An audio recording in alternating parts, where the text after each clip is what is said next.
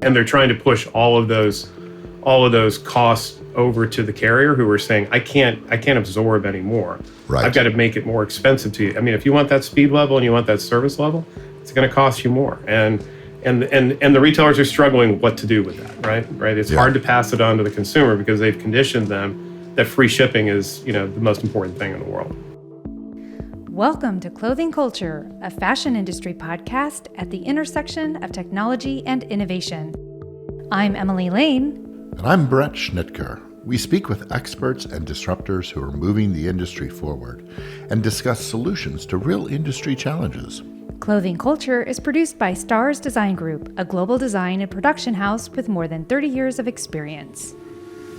Welcome back to another episode of Clothing Culture. Today, we're going to be talking about the last mile. That's not the green mile or anything scary like that. This is the last mile of the consumer experience. So we have welcomed a wonderful guest to usher this conversation along today. His name is Mike Robinson.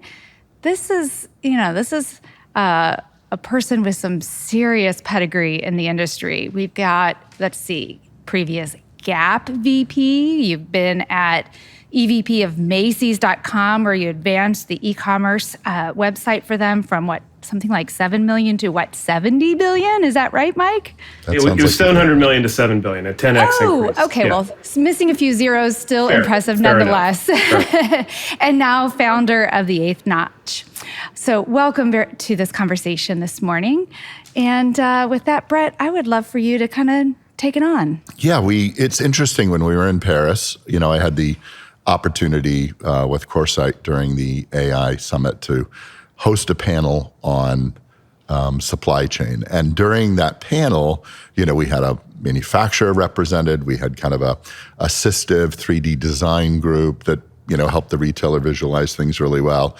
And we had something that helped sort out things for the ultimate retailer, but we didn't have this last mile kind of representative in that panel. And I was thinking, God, this is such an important conversation, especially when it was reinforced at the World Retail Summit that, some of these big guys had this big astounding announcement that, look, online's marketing. We have so much bracketing and returns and exchanges. Mm-hmm. We're losing money and it's just not profitable. And they had some crazy number like 20 to 40%. And obviously, consumers around the world have gotten very comfortable with having things delivered to your house and being able to return. And with that comes all sorts of complexity, especially in sized things like apparel. Right. And so it's great that we got connected up with Mike, because I think there are a lot of companies that are now weighing into this whole conversation, certainly from the European side, with the carbon visibility in 2026. The digital passport. They're really looking at it from kind of an environmental point of view, certainly behind the scenes. With all those people in the room in Europe, it was certainly an economic point of view too. One goes with the other. U.S. kind of sits a little bit behind that. It's kind of environmentally friendly when it's convenient. When it's convenient. Hopefully we move a little bit down that path.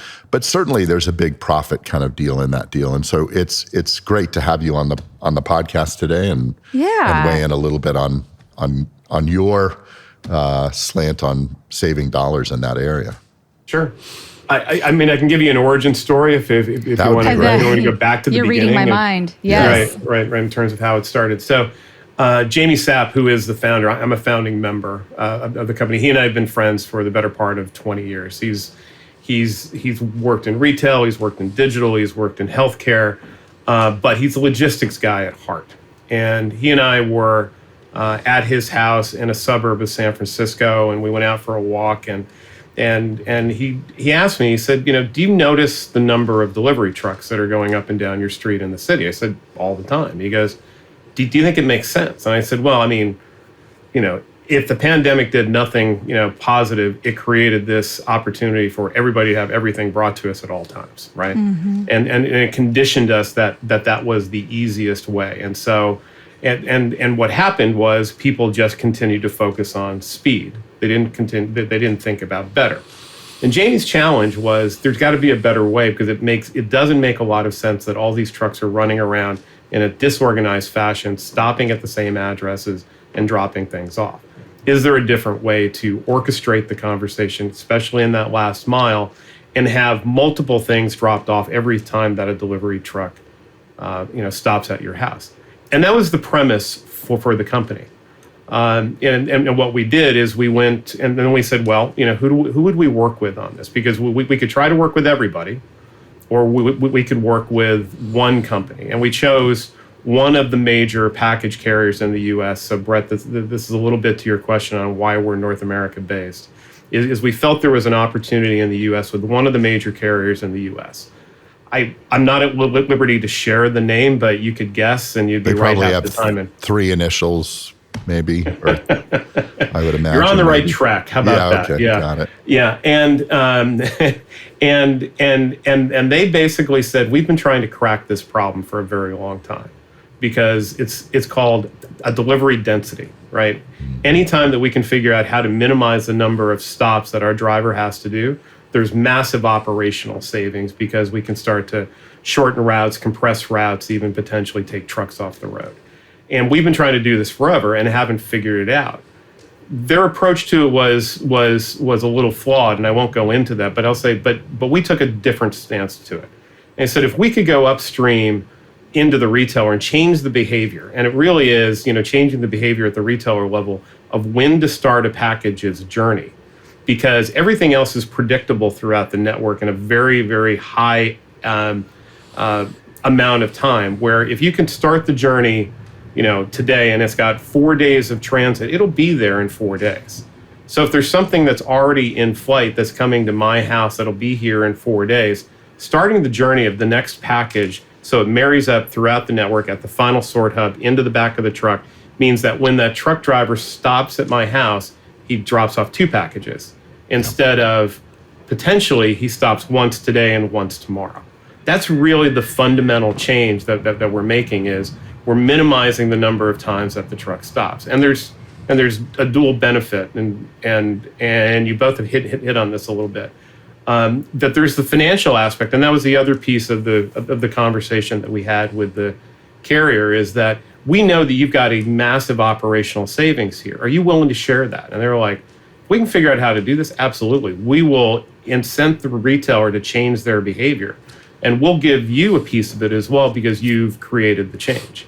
And so we've created the economic model around it that is very rich for everyone, right? It's incredibly rich for the carrier. It's very rich for the retailer who are looking for operational savings, and it allows us to operate a business. And then on the other side of that we ask the question around, if you minimize that stop, and so that truck never needs to, start, move forward, stop again, is there a carbon savings? And they're like, absolutely, and we can measure it. It's 800 grams of CO2 that is never created every time that stop doesn't happen. And so we're not asking anything where carbon offsets or any of that nature. It's literally just a change in behavior allows you financial savings and allows you carbon savings as well. That's great. It's so wild. It's not kind of a new conversation. I always reference kind of learnings from, in this case, many years ago when I was in the restaurant business. And I was obviously in college, and I was a waiter. And as a new waiter, I would go run to a table, I'd take an order, I'd run back to the back, I'd drop off that order, I'd run back, and I was always behind. It was so inefficient. And this really wise, very experienced waitress came over and said, you need to treat them all like one table. When you run out from the back, you go to the first one to get the drink order, the second one you get the food order, you drop by the drinks on the third, and then you come back, and all of a sudden, it was this miraculous shift in, oh my God, I'm not behind anymore. I'm kind of consolidating my efforts as I go out to my area and run back. And it sounds like this is a little bit, the same challenge that the industry is doing. They're all in different silos. They're all just rapidly trying to deliver packages at a crazy rate. And they're all not kind of consolidating. And it sounds like that's kind of what you're doing. Yeah, Bret, and I think you've hit on it. It's a common sense change, right? That says if I move away from kind of the first wave of Amazon conditioning that they put the entire industry through, which was speed is the only thing that matters. You start to unlock things, right? And then you start talking about value creators, right? And the operational savings, the carbon savings, but you also have to start talking about customer service issues, right? I mean, I tell this story of my former employer at Macy's where I bought 5 white T-shirts. They showed up on 4 different days from 3 different locations, right? Yeah. It made no sense. It was a basic white T-shirt, but because of the broken inventory that they have around, their push was to service me as quickly as possible by sending packages as quickly as possible. Yes. But because they're coming from the Northeast and the Southwest and the local store here in San Francisco, they came at different times. What we're doing is for a retailer that has split shipments like that, we're going to tell you the dates to ship each of them to ensure that they all arrive on the same date as the one that has the longest journey. So that's one version of what we do. So changing the split shipment into multiple deliveries into one is a big operational saving, a big carbon saving, and a big customer service saving, because the customer isn't picking up the phone and saying, where are my other 4 white T-shirts? Right. Yeah. The other side of this is we go cross-retailer as well. And so back to your question about treating, all the tables as one, right? This is the same thing that we're doing is we're saying all of the retailers can be considered as one if they just change a little bit of their cooperation cycle, mm-hmm. where they can now have a package delivered with another retailer's package, whether they're in our network, whether they're in our system or not, they're in the carrier network, and there's journeys happening. I buy from a wide variety of retailers, right? And I can tell you, I struggled to understand why every time I bought from my former employer at Macy's, it would be delivered at the same time as an Amazon package would be delivered. Mm-hmm. Well, Amazon figured it out, right? Did they figure it out and said, if we can figure out a way to create a ride-along, right, I can get some operational savings associated because that carrier's driver was dropping off both packages at the same time. That's where it clicked for me, right?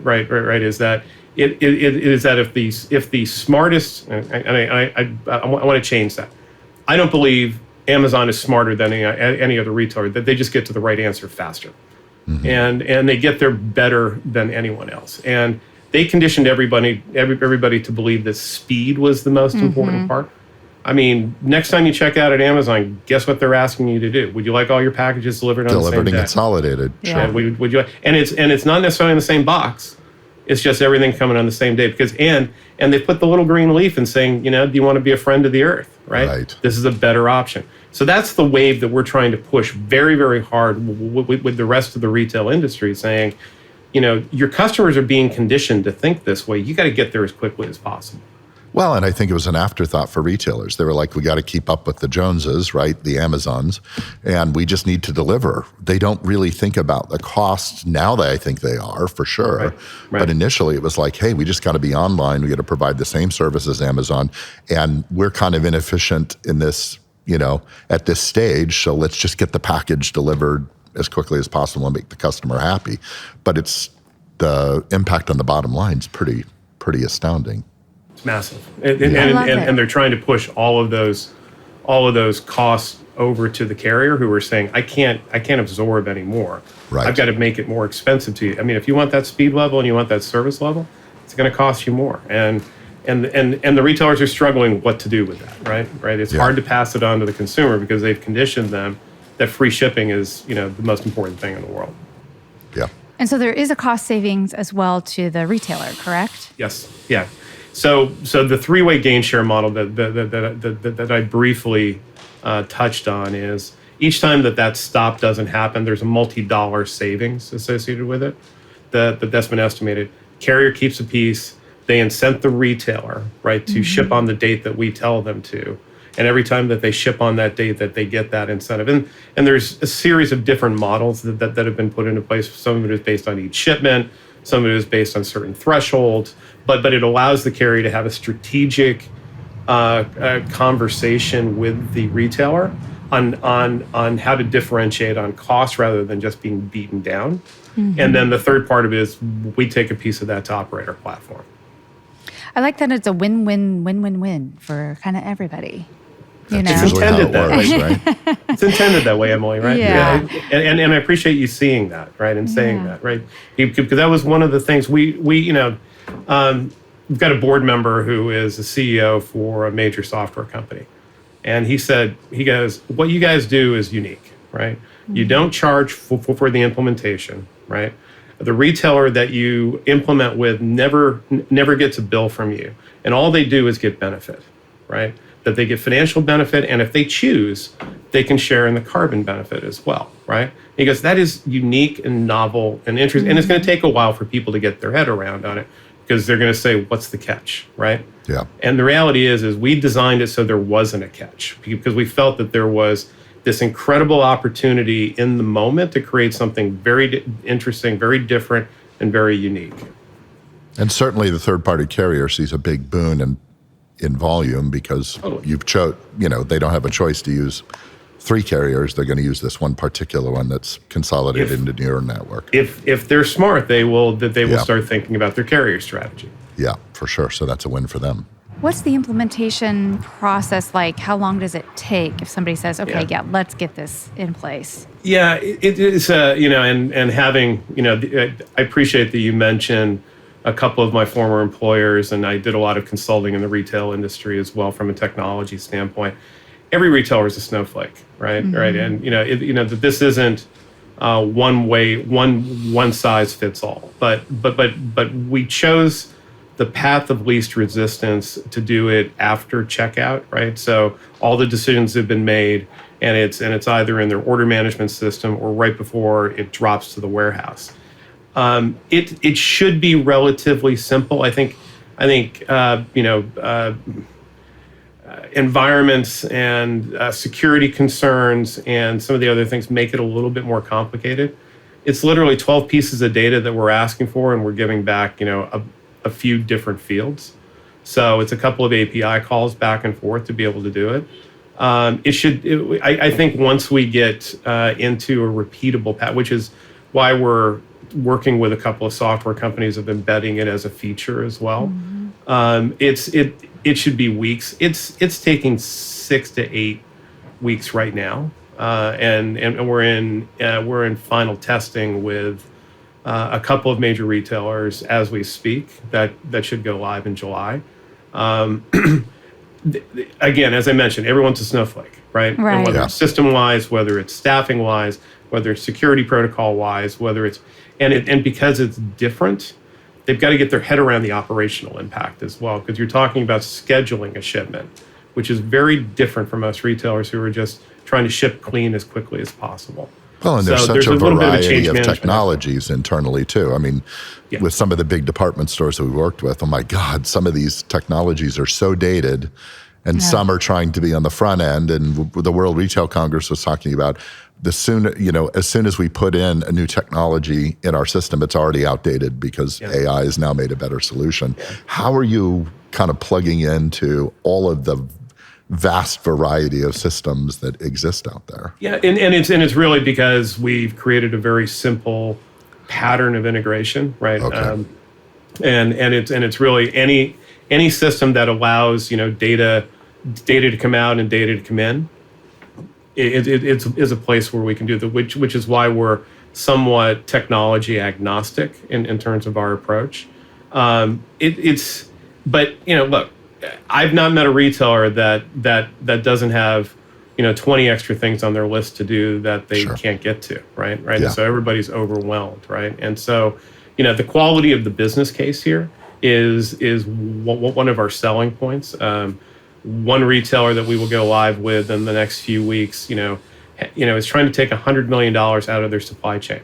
This is one of the things that they've added to it, right? That they've identified that there are significant enough savings that it can go into beating down this kind of $100 million bogey that they've got to go after, and they believe in it, and they're looking at it and saying, okay, I'm not going to add more time to the conversation I have with the customer because I'm committing 3 to 7 days somewhere in there, and I'm still going to deliver within that window. But I'm just going to use the back end of that a little bit, and I unlock, a significant economic savings, and we'll talk about the carbon a bit later. But I think from a technology-wise perspective, we try to make it as simple as possible, and that's Jamie's mantra is, let's make this simple. Let's keep it simple. Let's not overcomplicate it. Let's make sure that when we say we need 12 pieces of data and we'll give you back 2, that we actually fulfill that promise. So that's the ongoing challenge. And I think that as I mentioned, we're talking to some software companies in the space that have a very wide installed base to try and turn this into a feature set that would allow us to be able to just turn it on for them. So we're taking a couple of different paths. Makes a lot of sense. Silly question: the 8th notch, is that somehow related to 8 wheels? What is the name? Where does it come from? Well, you're not the first person to ask that. I might have been the first person to ask that.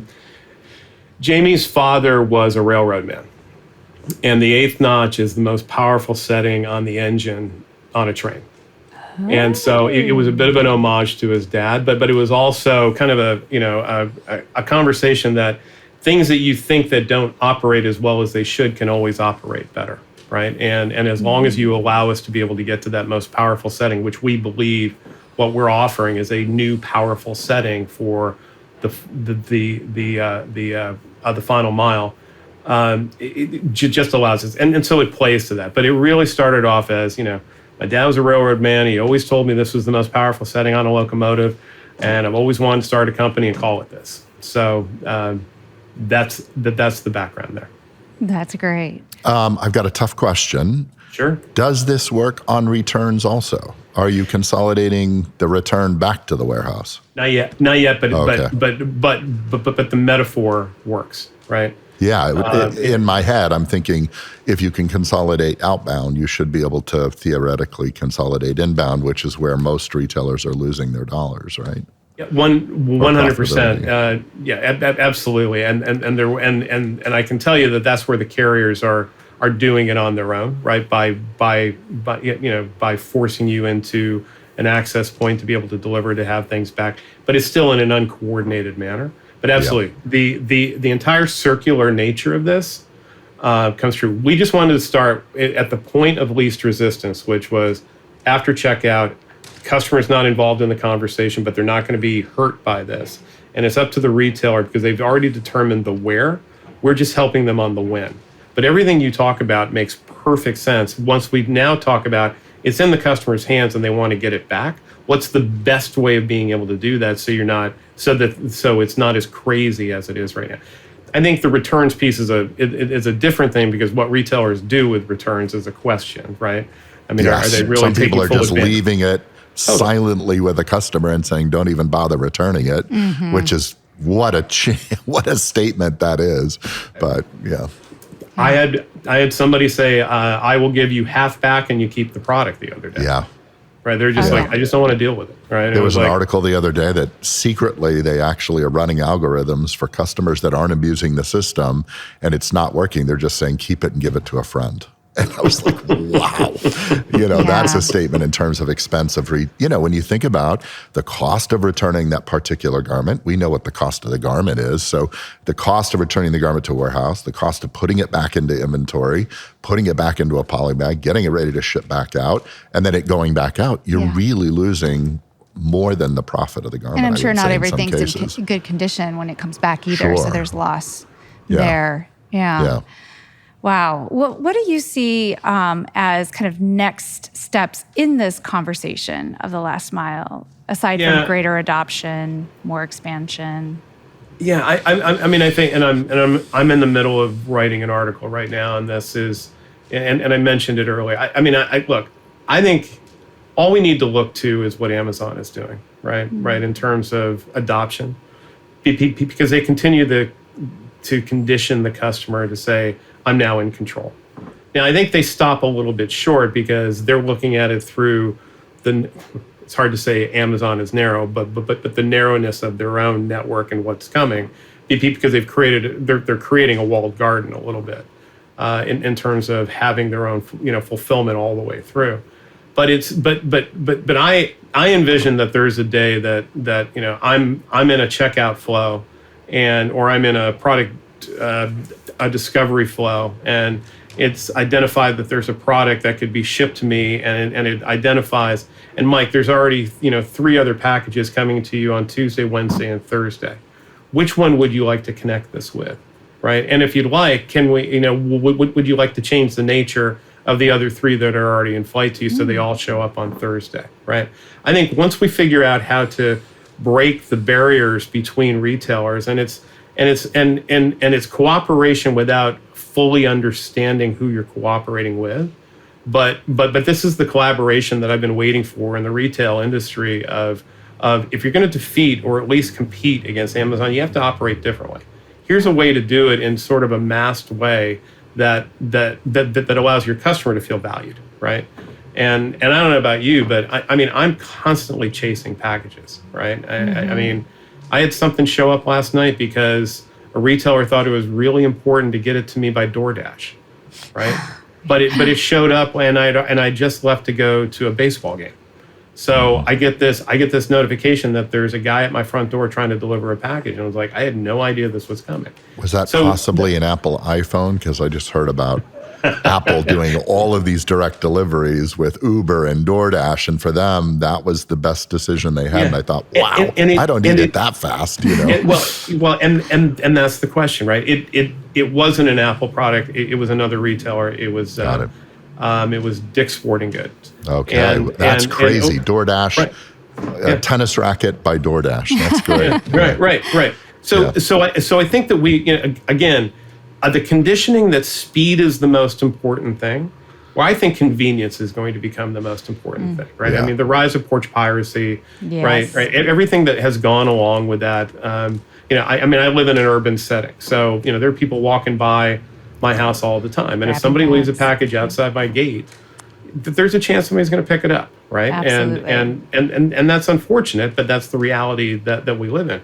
I mean, I've had to enlist neighbors in order to be able to pick up packages because I'm away for the weekend, right? And somebody felt it was really important to deliver it way faster than I ever expected, and it became inconvenient, right? Yeah. And so I think there's going to be a movement to convenience. Amazon is conditioning everyone to believe that because they're giving you significant choice and options at retail. We want to do the same thing for the rest of the retail industry. I think we could have a whole episode just everybody sharing their pains of delivery because there are endless amounts of stories. So you're absolutely right. Sure. Not only is this an opportunity for retailers to save money where they're experiencing a greater burden right now financially, obviously there's the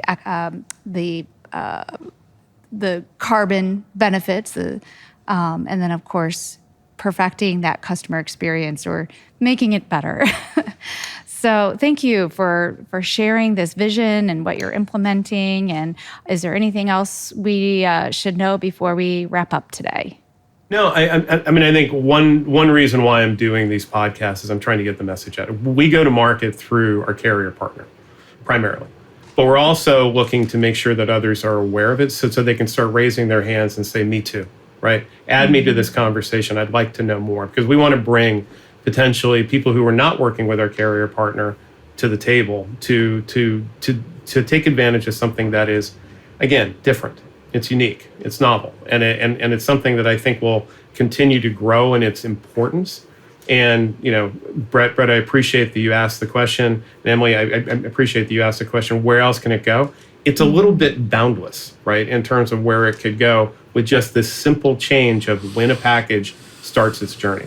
It unlocks a whole ton of things, whether it's network operations, warehouse operations, customer experience, et cetera. Mm-hmm. And, I had a conversation 6 months ago with the gentleman over in Europe and talking about the European piece. He was saying, we need this in Europe because it'll help our smart cities. Right. Yeah, there's another acronym beginning with a D and ends with an L that you might want to talk to. That's right. Absolutely. Yeah, right. Absolutely. I'm not going to give away the actual carrier. I'm going to have to think about what that last letter is. Right. But again, it's this very simple change, but working backwards in terms of the impact it has. Yeah, there's a lot of education on the retailer side, on the carrier side, and then also the consumer side to say, hey, look, you do have options here. You and can it's be important. A part of this. I mean, it's critically important Yeah. today. Is there a size of company? That's one of my last questions. Is there a size of company that can benefit from your organization? Can startups and smaller organizations weigh in? Yeah, we're. I mean, going to market through the carrier means that we're probably talking to the largest retailers. Of course, in the US, makes sense. Right? I think this conversation is, probably to the small and medium-sized businesses, or people that don't even know that a differentiator like this exists. Yeah. So I don't think that there's a size of company that can, a perfect size of company that can benefit. Everybody can benefit from it. That's great. I think our target is we're trying to get as much volume as possible because that's where you start having the outsized impact. Yeah, of course. Yeah. Perfect. Well, we'll have to have a sidebar conversation after this, Mike, because I think maybe we could introduce you to a few people. Yeah. We Love to do do that. believe Thank in you. this. Yes, Thank you. absolutely. Well, thank you for joining us today on this episode of Clothing Culture. We do have some exciting news for you. If you want a little bit more, guess what? It's here. We just launched Clothing Culture magazine. This first issue focuses content on this very conversation. It features all of the dialogue that we were having when we were in Europe at the World Retail Congress, the AI Summit, what's happening in this world right now, all the key conversations that the people in the industry are talking about. So you can go to our website, you can subscribe to that, and don't forget to subscribe to Clothing Culture Podcast so you can stay apprised of upcoming episodes.